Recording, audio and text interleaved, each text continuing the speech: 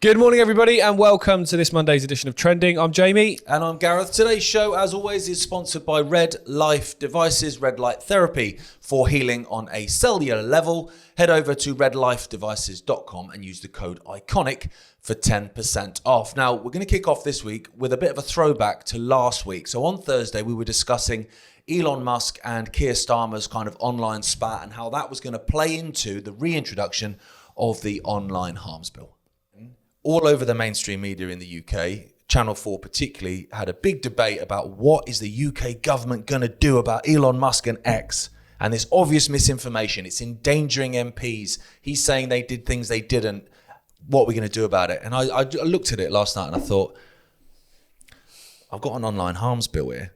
I don't know if you've seen this. Yeah. Like Blue Peter, here's one I made earlier. And I thought to myself, do you know what? I think Musk, 'cause I don't trust Musk. I think he's playing into this, and I think he's doing it on purpose. I think he's just playing his character. So there you go, Jay. Now you've got a story that says just that.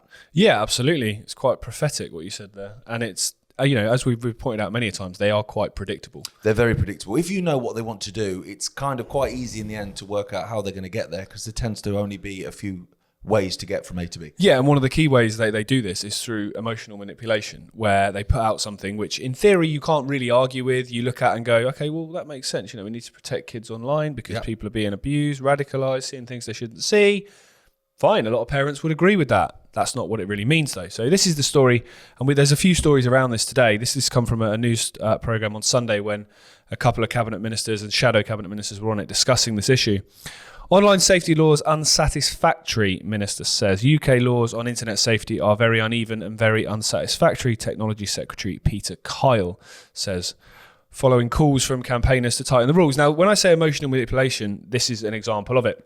On Saturday, a guy called Ian Russell, who's the father of a young girl called Molly Russell, who tragically took her own life at just 14 years old after seeing content online, he's kind of become the poster boy, hasn't he, for this, where, and I don't mean that in a derogatory term towards him at all, I can't even comprehend, neither of us can, and I'm sure you're watching the same, what he must be going through and what it must be like to lose a child, especially in such a horrific way.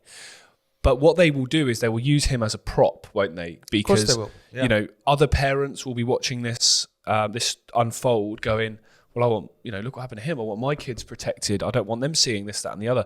And they will manipulate that grief. They will manipulate that tragedy to bring about what they want, which is not to protect kids online. If they wanted to protect kids online, they could get rid of, the amount of graphic pornography online, but it's not. No. They're getting rid of people posting things that question the system. So as always, there's the sales pitch, which usually you can have some sympathy towards. And then there is the real story behind it, which is the mass censorship of anybody saying anything that challenges the status quo. So, well, you were pretty accurate, mate, just a few days before. Well, I think one being the fact that we knew, that we know where they want to go, so therefore it's kind of quite easy to predict, what they're going to do, because as Jay says, they are quite predictable, if we're honest. But another reason for me thinking that was with the online safety bill, it's how much influence an organisation called the Centre for Countering Digital Hate had in pushing that bill. And then when you take that organisation and you rip it open, you see that it basically bleeds the red of the Labour Party. The guy that founded the organisation, Morgan McSweeney, is now the chief of staff for Sir Keir Starmer. So he basically pulls the strings in government now. Imran Ahmed, who's the CEO of the Centre for Countering Digital Hate, he worked for Angela Eagle of the Labour Party and was a Labour Party spin doctor. So as soon as Labour came in, it was obvious that they were going to try and get this online harms bill, online safety bill in. Another reason why we know it is because it's already happened in other countries like New Zealand, for instance. They've already done it. Will be your single source of truth, as Arden said, through COVID. Interestingly, you mentioned the Centre for Countering Digital Hate, because not only are they a Labour organisation, they're one step above that, because when Corbyn was Labour leader, they were heavily influential, along with a couple of other organisations, at removing him from being the leader, which is then replaced with Starmer. So it's not just the Labour Party, it's the type of Labour Party that they want. And it's the one that we're seeing now, which is definitely not for the working class. No, it's the Blairite Labour Party. It's New Labour. Yes, New Labour, again. New Labour. McSweeney's basically, he's an Irish national anyway, so the fact that he's got so much influence over the British government is, see foreign influence mentioned with Well, him. yeah. But he's kind of the kingmaker. Yeah, he is, absolutely. You know, and they didn't want Corbyn because whatever people think about Corbyn, you know, he there's lots I would disagree with Corbyn on his climate change stance, which is ironic given how much his brother knows about the situation, and his, you know, pronouns in bio attitude and all that kind of stuff. I'm not for that. But I do believe that Corbyn is anti-war. I do. I think he's genuinely anti-war. And obviously, you know, with the military industrial complex, that's a huge no-go. And also, you know, when you look at Corbyn and his voting record, he voted against mandatory vaccinations. He voted against the firing of NHS staff who refused to get the jab. He was on the right side of history on a lot of stuff. He was also a Eurosceptic his whole career until he got him the Labour leadership and then backpedaled massively. But, yeah. I mean, my one thing with Corbyn is he had a huge mandate when he was first elected Labour Party leader. And what he did is he tried to appease the unappeasable. Yeah. He tried to appease your Blairite types. Well, he had Starmer in his shadow cabinet, didn't he? That says it all. I mean, yeah. He's yeah. There you go. But this story is something that we are expecting to continue to unfold. We're expecting more emotional manipulation and constant, you know, it's in the background, isn't it? It's like almost on the back burner, slowly bubbling away. And with every further event, with every further opportunity they have to push this toward the front of the queue where people are less resistant to it. Because I think, you know, people probably would have been and have been resistant to it, hence why it got shelved to a degree. But the more things like this that happen, the more gaslighting of people, the less likely they are to resist. So I think this is something to expect to see unfold more as the year goes out, and being prepared and aware of that's the fact they're trying to do is very important. So, well, I think what they do is, you know, if they have a bill defeated, but it's something that they want to get through, then it's not really defeated. It just kind of goes away and licks its wounds for a bit, and they revisit it later. Yeah. And I think it's interesting, like you said, to look at that and see what comes out of it. And I would say it's the same sort of stalking horse approach as they've used with the assisted dying bill. Yeah. So you use emotive language, you use emotional manipulation, and the fact that most people think that you shouldn't have to die in agony. Yeah. In a hospital bed in excruciating pain with no hope of survival. Why should someone have to endure that? So that's the emotional sales pitch that gets you, and then obviously then it expands as it has in Canada, as it has in the Netherlands, where it's all mental health issues as well. And then in the end, or if you're just depressed and you want to die, then that's okay. Yeah. So it's basically legalizing suicide essentially. And I think it'll be the same with the online harms bill. Yeah. Here's the sales pitch.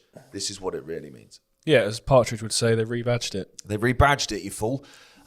Okay, so moving on, but actually kind of not moving on in a way, because we discuss it a lot. It's a one-party state that we live in, same as it is in the United States. They've got different colour rosettes that kind of hoodwink you. Oh no, this one's the saviour. Oh no, this one's the saviour. Well, actually, they're all the same when it comes down to the core issues. Yep.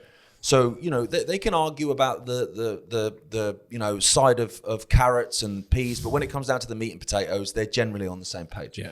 So the things you can't talk about, well, you can't really talk about climate change because the science is settled. So then you would take the Labour Party, Keir Starmer. Let's use Keir Starmer and Elon Musk because they've been obviously bickering for the last couple of weeks. So they're enemies, apparently. So when it comes to climate change, well, they're aligned on that. They both believe in human-caused climate change, and Musk also believes that there should be a carbon tax. Okay, so the enemies are friends. Yeah, Gates and Musk, same principle. Exactly. And then you go, okay, the vaccine. You can't talk about vaccines, mate. You're an anti-vaxxer. You're a tinfoil hat wearer. Okay, well, Starmer on the vaccine, Musk on the vaccine, aligned. So suddenly the enemies are friends again, right? And you can apply that to lots of different things. Israel. You can't talk about Israel because that means you're an anti-Semite. Starmer, Musk, aligned. Friends, not enemies. So to hear this news story as I was driving in to the studio today, the government, this is the government of Sir Keir Starmer, will mainline AI into the veins of the UK. So we've got a little jab reference there as well, with plans being unveiled today by Sir Keir Starmer. I can't stand calling him Sir. Chairman Starmer, we'll call him. The government's announcement claims that if AI is fully embraced, so come on, ladies and gentlemen, get down on your knees to AI. It could bring, which is disconcertingly vague, £47 billion to the economy every year. Where'd you get that figure from? Trust me, bro.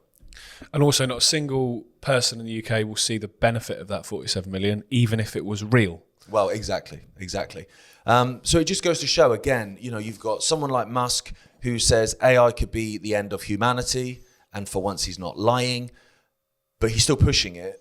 And then you've got the other side, the enemy, the left, the woke left. We're going to mainline AI into the veins of the United Kingdom. It's such a freaking charade, Jay. It is. And if you look at the Silicon Valley billionaires that had all this big influence on social media in the early days and AI, they were all considered of the left. Although some of them, Zuckerberg being one, have done a massive rebrand recently. They've rebadged it, you fool. But Musk was one who was, he was semi-considered a Democrat once, wasn't he? And now he's obviously considered, the god of the right. And it just goes to show, like you say, no matter what side people sit on politically, and this is a really good example of why politics is just an absolute sham, and the right-left paradigm only matters to people on the street that vote for it. It doesn't matter to these elite. Me and Rich were talking about how countries don't matter to these elite, borders don't matter. None of it does. None of the fault lines we put matter to them. They're all on the same side. And the fact that you've got right, left, centre, all of it, all over the world, pushing AI simultaneously, that's becoming, or going to become, another one of those things to add to climate change, Israel, etc., that you can no longer talk about. If you don't want AI, you're backward. You're a dinosaur. You're in the dark. Yeah, you're a dinosaur. You're in the dark ages, and that is something that has been spoken about a lot, about this feeling of making older people feel out of touch and out of place, like they don't understand the world around them anymore. Because if you think back, not that long, just think about like my lifetime when I was a teenager, you could do pretty much everything you can do today without technology, without a phone, without X, Y, and Z, a computer, internet. Now, you're dependent on it. You're absolutely dependent on it. Yeah. And if you don't understand it, if you don't, learn how to use it, you're going to have a real tough time getting the most basics of life. Go shopping, for example, getting a bus, all those things now. Technology is so ingrained with that I dread to think what injecting it into the veins means in terms of how much further it's going to go than it already is. Exactly. And I always think with elderly members of the population, they might go down to the post office with their post office book, they take their money out and all that sort of stuff, and then post offices are now closing down by the bucket load. Banks, high street banks have, I'm not a huge fan of the banks, but high street banks have gone. So now you're forcing, someone in their late 70s, early 80s onto online banking. Yeah, it's completely foreign. Yeah, it is. And even when you go into a bank these days, you can't actually speak to anyone, can you? No, exactly. So yeah, you're right. Left, right, it doesn't matter. I always think it's kind of like a Punch and Judy show. You can sit there on a beach in England with an ice cream in your hand, watching a very violent Punch and Judy show. Actually, I've never really understood that. Is. When you go and watch a Punch and Judy show, if you're there with your kids and you watch it, you're thinking, this is like one of those shoot 'em up video games. Yeah, this is like domestic violence right there on the beach. But actually, those two people are right at each other, Punch and Judy. But behind them, there's someone down there, and he's got one in each hand, and that's exactly what the uni party basically is. So this story I found interesting. Now, this is actually from Friday, but I didn't do trending on Friday, so I had it in the back of my head, and I was thinking about it all weekend, stewing it over. So I thought, I'm going to bring it in on Monday because it's still relevant. So the NHS, the National Health Service in England, have come out and said that 2024 was their busiest year ever. Busiest year for hospital admissions, busiest year for ambulance call-outs, and biggest year for A&E admissions. So that's across the board. Yep. The busiest year. And my first thought was, so not 2020 then? When we blew up the economy, destroyed lives that led to suicides, alcohol addiction, drug addiction, domestic violence through the roof, child abuse through the roof as people were stuck in their houses. Not that year then, 2024. Okay, fine. And it made me then think of David Brent. But what about, and then he looks and he goes, they won't remember. And I think that's kind of how the attitude is. Yes, it is. It's like, but what you're saying is completely going to contradict the fact that your hospitals were complete war zones in 2020 and we had to shut down everything. They won't remember. Well, some of us do remember. So I was thinking about that, and I was thinking, well, that's ridiculous. What's the reason behind it? Flu's back. Obviously, it disappeared for 5 years. Suddenly, it's come back again. And so people are, basically in corridors on hospital beds, and it's carnage, right? It's absolute carnage, and it's all down to the flu, right? Okay, fine. busiest year ever in history. And I thought to myself, well, Sir Keir Starmer, Chairman Starmer, when he was in opposition during COVID, he wanted harder, faster, quicker, with bells and whistles attached lockdowns. He did, yeah. He didn't shut up about them. Whatever the government did to destroy this country, he wanted them to do more to destroy the country. So why are there no calls for lockdowns now? Yeah. Now, I don't want them. I'm not advocating for them. I didn't abide by them the first time, and I wouldn't abide by them now. My point is, what's changed? It's not in the script. Well, that's the thing, isn't it? That's exactly what it is. It's not in the script. We're following a different script at the moment and actually shutting down the economy, making people wear masks, getting people jabbed with mRNA technology is not actually in the agenda for the bit. So, we might revisit it. Yeah. But for now, there's no calls for it. And it does grind my gears, to quote Homer Simpson. No, we've got quotes all morning here, haven't we? No, I agree completely. It's not in the script. And I think part of it might be as well is that the flu, just the word, the flu, that illness, that's something that we've been, comfortable with, if you like, that word and that disease for generations. I think you'd have to work very hard to convince people that, we need to shut down the world for the flu, because most people have had the flu and will go, got better in 3 or 4 days, it is what it is. If you're elderly and got tons of other health issues, maybe it's a bit more sinister for you, but for most people, you just get on with your life. So I think the reason COVID, they got away with that is because it was new. It was new, it's exciting, no one had heard of it. We didn't know all the facts, we might have overreacted now, but, at the time, it could have meant this, it could have meant that. They had a bit of a free run at it. With this, I think, and also I think people are more discerning now. I do think they would have to work significantly harder to convince people that lockdowns are necessary, because it's quite commonly accepted now, even among normies, that lockdown was the wrong way to go. Even if, you believe that vaccines saved the world and that all this was, real, most people can agree that lockdowns didn't work. So therefore, it would be tough for them to do it again. But Carrie Johnson, the wife of former Prime Minister Boris Johnson's just come out and said everyone should get flu jabs because she's been in hospital. All right, are you suggesting that's not going to persuade the population? Honestly, they think you're so thick. They really do. They treat you with such contempt. It's embarrassing, isn't it? It is. And it goes to show again, going back to, I guess, what the theme is of today's show, which is, not happened intentionally, is the fact that it doesn't matter left or right. Yeah. You've got Carrie Johnson now pushing people to get these flu jabs. So, okay, so she's married to Boris Johnson. So you would suggest she's a conservative. She's on the right. You've got the left pushing people to go out and get, in the Labour Party, pushing people to go out and get their flu and COVID jabs. Yep. Because of these hospital admissions and stuff like that. So it doesn't matter what side, when it comes to those meat and potato issues, like vaccines, like climate change, whatever, they're aligned. And that also goes, ladies and gentlemen, for the saviour, Papa Warp Speed. He's also aligned. Still says it's his greatest achievement, the vaccine, even to this day. Extraordinary. Love to be a fly on the wall with RFK. If RFK actually does a proper job, there'd be some awkward conversations on that. Right, we're gonna go for this final. It's not really a story; it's more of a subject, and it ties in, to be fair, with what we've spoken about here, which is that I feel that the alternative media have been convinced in its entirety, because the vast majority of the alternative media, particularly in America, is right, Christian, conservative. That's where the angle they're coming from. They've been convinced that the left are the problem, and that all the things that we don't want, this, new world order, this woke mind virus as it's described, is all from the left. And that basically you get the left out of power and get the right in, and it will solve all the problems. And I want to talk in this section about, what does a magician do when they're doing a trick? If they're doing a trick with their left hand, they want you looking at their right, so you don't see what they're doing with their left.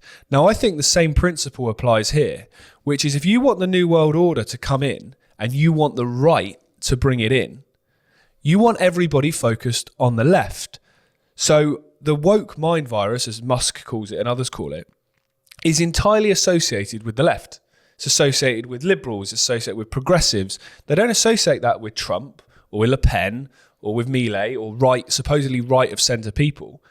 Yet, if you look at all the governments around the world, and to be honest, I'd class the British Labour government in this, because they're certainly not left. They're not liberal. No, they're not old school liberal left. They're right of centre.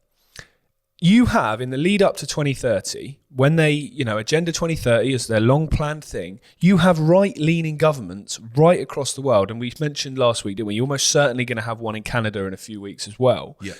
And all these things, whether it's AI, whether it's immigration, whether it's conflict, whether it's cost of living, whatever it is, we are seeing right governments bringing it in. And I think this has just been a fantastic magician's trick. Get everybody focused on the left. So when the left get voted out, people think that's the end. And that's why you see people like Alex Jones these days talking about the deep state's been defeated, because the deep state apparently is only the left, even though during the years of 9/11 and the Iraq War, it was the right in America. For the last 14 years in Britain, it's supposedly been the right in power.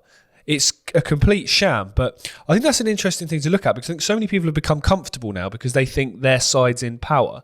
Yeah, as you said, the rhetoric may change, the style of delivery may change, but the same things will continue and are continuing.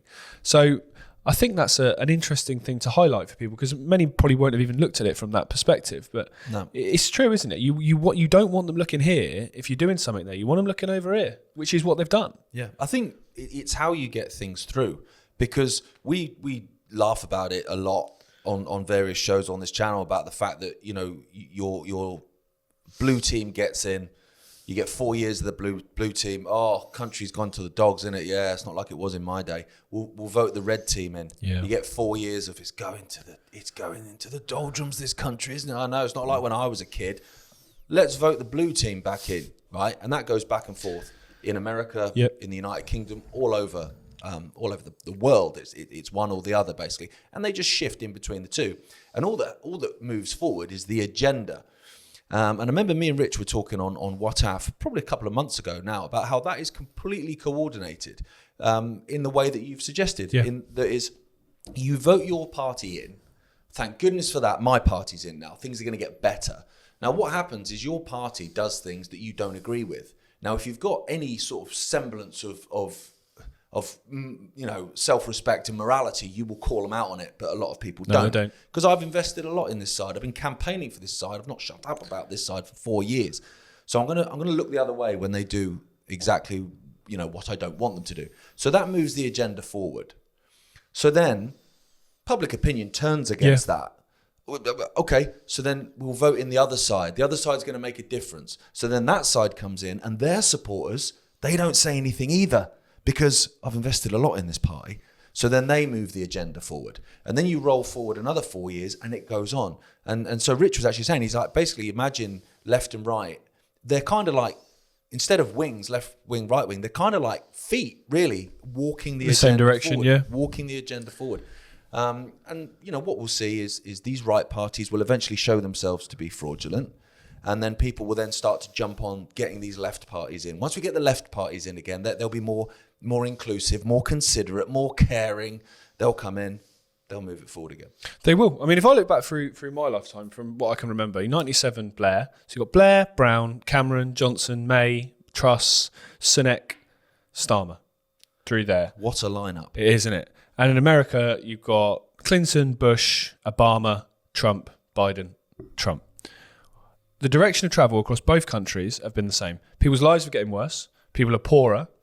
The culture and safety and crime, it's exploding right across both countries. You're seeing more international conflicts. The climate change agenda is being furthered.